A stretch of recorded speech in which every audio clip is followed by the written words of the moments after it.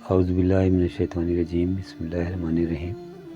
محترم حضرات، آج 28ویں تراویح کا خلاصہ آپ کے سامنے پیش خدمت ہے۔ السلام علیکم ورحمۃ اللہ وبرکاتہ۔ آج 30ویں پارے سے سورہ البینہ سے لے کر سورہ حمزہ تک کا خلاصہ آپ کے سامنے پیش کیا جائے گا۔ سورہ بینہ میں بتایا گیا کہ اہل کتاب یہودی اور عیسائی اور مشرکین دونوں گٹھ جوڑ کر کے قرآن کو جھٹلانے کے لیے اٹھ کھڑے ہوئے ہیں۔ اس کی وجہ یہ نہیں ہے کہ قرآن کے بارے میں وہ شک میں مبتلا ہیں، بلکہ اس کا اصل سبب ان کا تکبر اور گھمنڈ ہے۔ لوگ تاریخ کے آئینے میں اہل کتاب کا کردار دیکھیں تو ان پر یہ حقیقت واضح ہو جائے گی کہ ان کی طرح ان کے باپ دادا بھی اپنے زمانوں میں پیغمبروں سے معجزات طلب کرتے رہے، مگر معجزات دیکھ لینے کے باوجود خدا کی کتاب کے دین کا انکار یا پھر اپنی مرضی کے مطابق 3-5 کرتے رہے ہیں۔ ایمان لانے کا اصل ذریعہ معجزات نہیں، خدا کا خوف ہے، جس سے محروم ہونے کے سبب خدا کے ہاں ان کا شمار بدترین مخلوق میں ہے، اور بہترین مخلوق وہ ہے جو ایمان لا کر نیک عمل کریں گے۔ ان کی جزا جنت ہے، اللہ ان سے راضی اور وہ اللہ سے راضی۔ اس کے بعد سورہ زلزال میں بتایا گیا کہ وہ دن ضرور آنے والا ہے جب انسان کی ہر نیکی بدی اور کتنے پردوں میں کیوں نہ کی گئی ہو اس کے سامنے رکھ دی جائے گی۔ اس حقیقت کا نقشہ اس طرح کھینچا گیا ہے جب کہ زمین پورے زور کے ساتھ جھنجھوڑ دی جائے گی اور وہ اپنے اندر کے سارے بوجھ نکال کر باہر ڈال دے گی۔ انسان کہے گا یہ اس کو کیا ہو رہا ہے؟ اس روز وہ اپنے اوپر سے گزرے ہوئے سارے حالات بیان کر دے گی، اس لیے کہ اس کے رب نے اسے ایسا کرنے کا حکم دیا ہوگا۔ اس دن لوگ قبروں سے اس طرح نکلیں گے کہ کسی کے ساتھ نہ اس کے اہل خاندان ہوں گے، نہ اعزا و اقربا، نہ اس کا جتھا پشت پر ہوگا، نہ اس کے نوکر چاکر، نہ اس کی دولت و جائیداد، نہ اس کے دوست احباب و مددگار، نہ اس کے خدا کے ساتھ ٹھہرائے ہوئے شریک، بلکہ ہر ایک اپنے اعمال کی جواب دہی کے لیے اپنے رب کے حضور حاضر ہوگا۔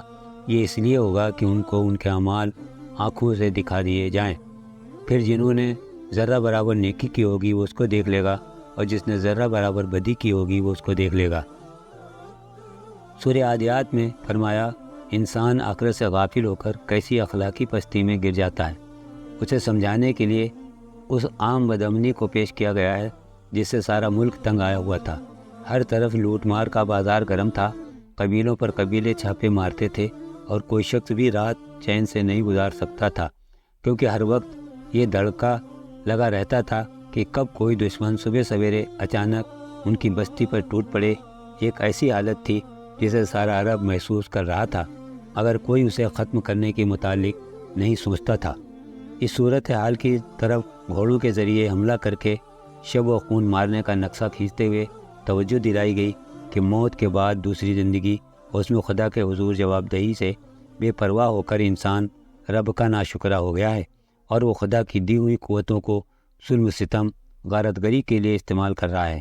وہ مال و دولت کی محبت میں اندھا ہو کر ہر طریقے سے اسے حاصل کرنے کی کوشش کر رہا ہے، خواہ وہ کیسا ہی ناپاک اور گھناؤنا کیوں نہ ہو۔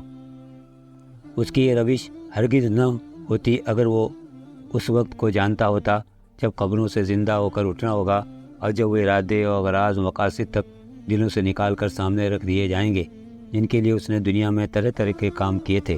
اس وقت انسانوں کے رب کو خوب معلوم ہوگا کہ کون کیا کر کے آیا ہے، اس کے ساتھ کس طرح برتاؤ ہونا چاہیے۔ سورہ القاریہ فرمایا جس قیامت سے ڈرایا جا رہا ہے اس کا وقت اگرچہ کسی کو نہیں معلوم، لیکن اس کا آنا یقینی ہے۔ جس طرح کوئی اچانک آ کر دروازے پر دستک دیتا ہے، اسی طرح وہ بھی اچانک آ دھمکے گی۔ اس دن کسی کے پاس کوئی قوت جمعیت نہیں ہوگی۔ لوگ قبروں سے اس طرح سراسیمگی کی حالت میں نکلیں گے جس طرح برسات میں پتنگے نکلتے ہیں۔ ہر ایک پر نفسا نفسی کی حالت طاری ہوگی، کوئی بھی کسی دوسرے کی مدد کرنے کی پوزیشن میں نہ ہوگا۔ اس دن قلعے، مورچے، حصار تو درکنار پہاڑوں کا یہ حال ہوگا کہ وہ دھنکی ہوئی روئی کی مانند ہو جائیں گے۔ اس دن صرف نیک عمل ہی کام آنے والا بنے گا۔ اللہ تعالیٰ اپنے انصاف کی ترازو قائم کرے گا۔ جس کی نیکیوں کا پلہ بھاری ہوگا وہ جنت کے کبھی ختم نہ ہونے والے عیش میں ہوگا، اور جس کی برائیوں کا پلہ بھاری ہوگا وہ دوزخ کے کھڈ میں بھڑکتی ہوئی آگ کے اندر پھینک دیا جائے گا۔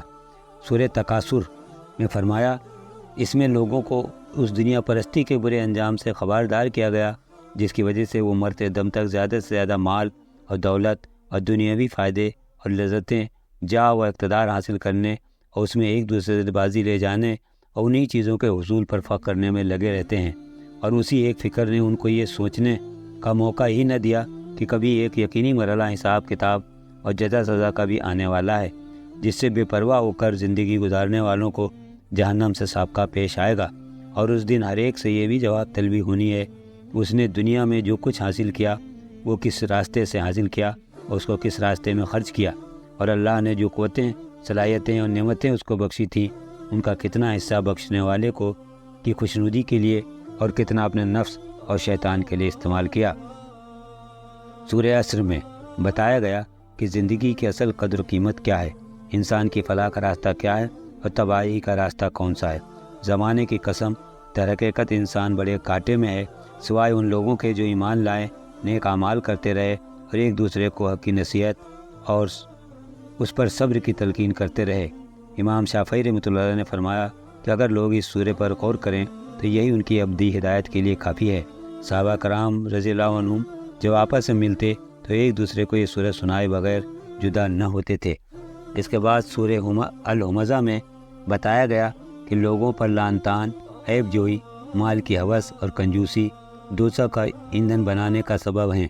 فرمایا تباہی ہے اس شخص کے لیے جو منہ ادھر منہ لوگوں پر طعن، پیٹھ پیچھے برائیاں کرنے کا عادی ہے۔ جس نے مال جمع کیا، اسے گن گن کر رکھا، وہ سمجھتا ہے کہ اس کا مال ہمیشہ اس کے پاس رہے گا۔ ہرگز نہیں، وہ شخص تو چکنا چور کر دینے والی جگہ میں پھینک دیا جائے گا۔ اللہ کی بھڑکائی ہوئی آگ، خوب بھڑکائی ہوئی، جو دلوں تک پہنچے گی، وہ ان پر ڈھانک کر بند کر دی جائے گی، اس حالت میں کہ وہ اونچے اونچے ستونوں میں گرے ہوئے ہوں گے۔ آج کی تراویح کا خلاصہ مکمل ہوا۔ اللہ تعالیٰ سے دعا ہے کہ ہم سب کو قرآن پڑھنے، کو سمجھنے اور اس پر عمل کرنے کی توفیق عطا فرمائے۔ وآخر دعوانا ان الحمد للہ رب العالمین۔